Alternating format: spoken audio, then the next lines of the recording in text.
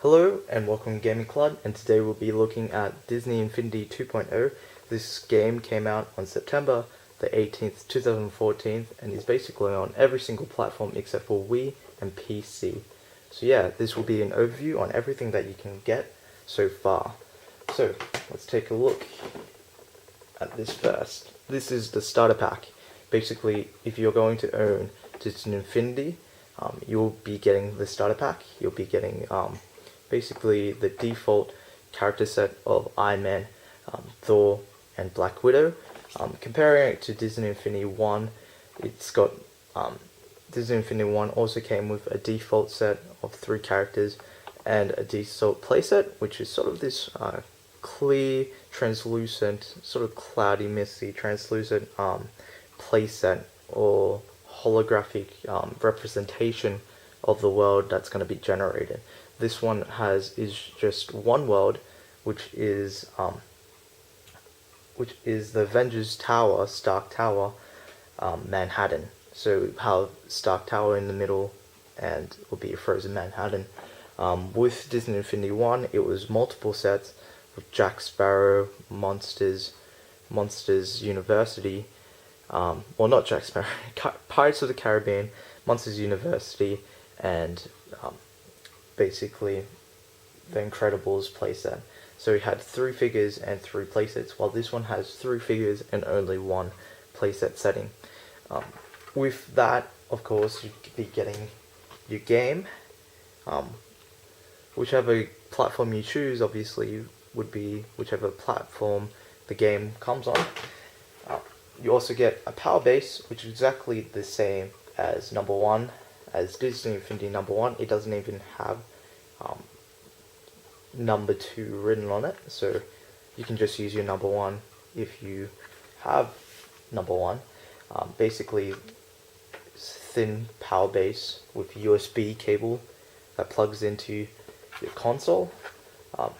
This has 2 character slots where it generates, you put your characters on and it generates them into the world, and it has 1 playset slot which generates the playset into the world as well, or generates the world.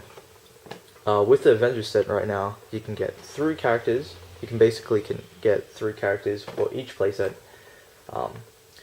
There is Hawkeye for the Avengers, Captain America, and Hulk. Right now, Hulk is not available for normal purchase. He comes out 1 to 2 months later from September. The only way you can get him now is by getting the collector's edition, which is only on the PS4 and PS3. So the other 2 playsets that you can get right now, we'll start off with Marvel's Guardians of the Galaxy, which has Star-Lord and Gamora. With that playset, you can also get Rocket Raccoon, Drax the Destroyer, and the lovable Groot. So yeah, cool. The other playset that you can get as well is Marvel's Ultimate Spider-Man, which has Nova and Spider-Man, Nick Fury, Venom, and last but not least, the Iron Fist. So yeah, altogether, it's about, just counting, 6, 5. So it's 16 figures altogether that you can get so far. So that's pretty cool. So let's go into the collector's edition. I got mine on PS4. A very large box.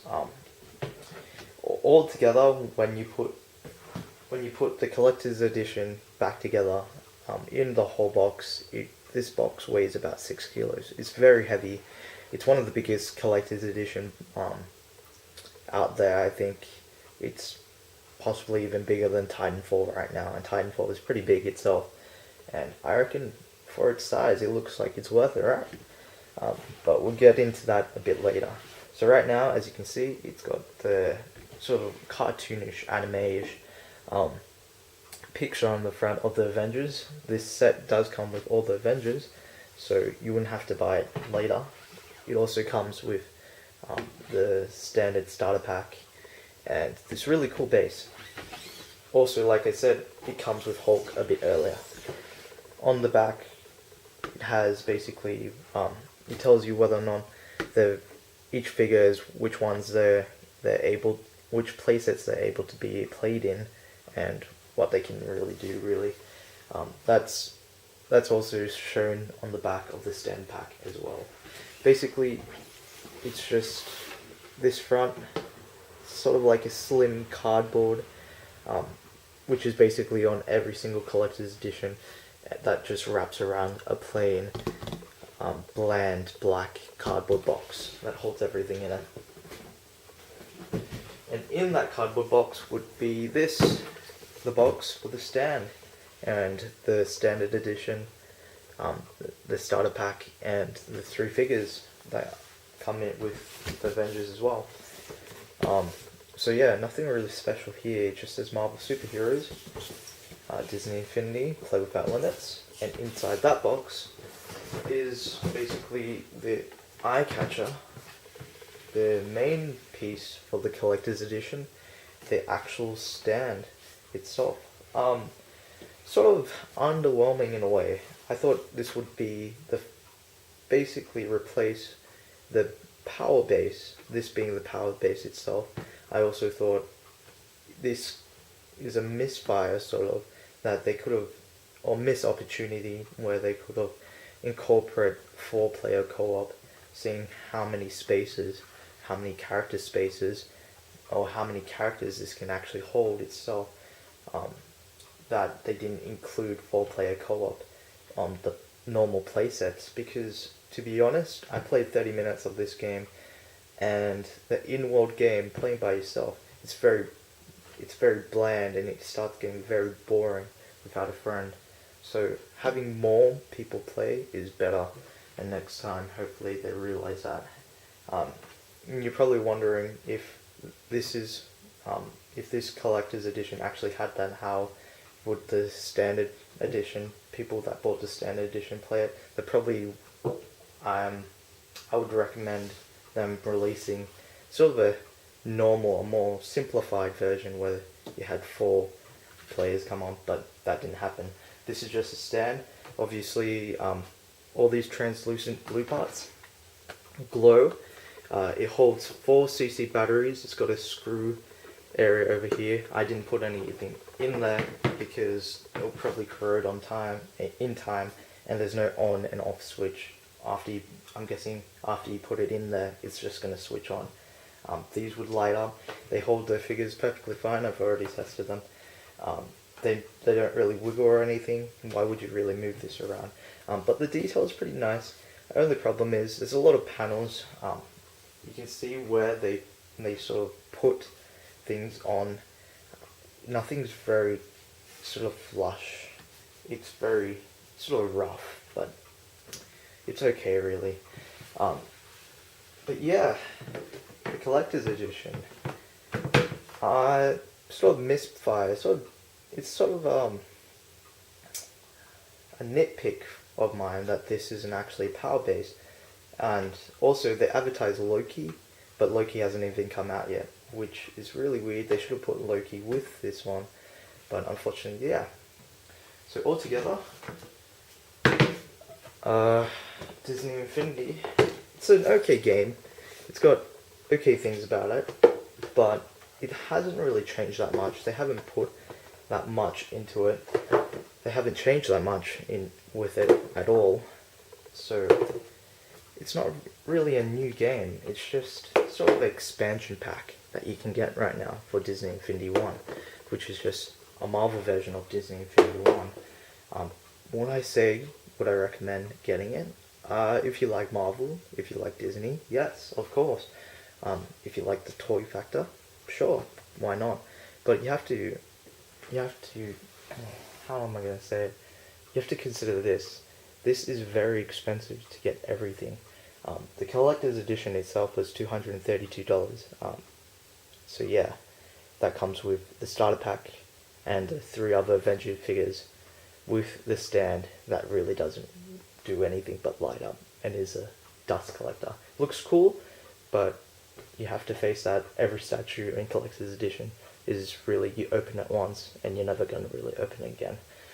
So, yeah, so that's sort of half-ish, but you have to consider this. If you're going to buy everything and you want to experience the whole entire game, including the Collector's Edition, everything is $362, which is a lot of money, especially just one game itself and a couple of characters. Plus, there's no 4-player co-op, there's only 2-player co-op, and like I said, you're gonna get very bored, and you're gonna get very bored, and you're probably gonna stop playing this game, seeing the fact that there's more new exciting games coming on their way. So I would probably give this maybe a 6.5 and a 7 with value. It's cool to have these things.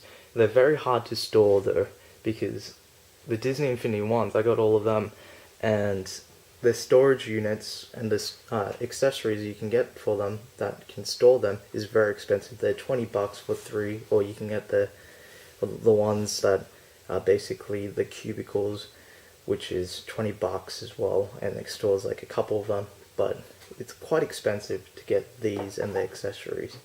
So yeah, I would say if you're a diehard fan of Disney Infinity 1 and you enjoy collecting these things, sure, get it.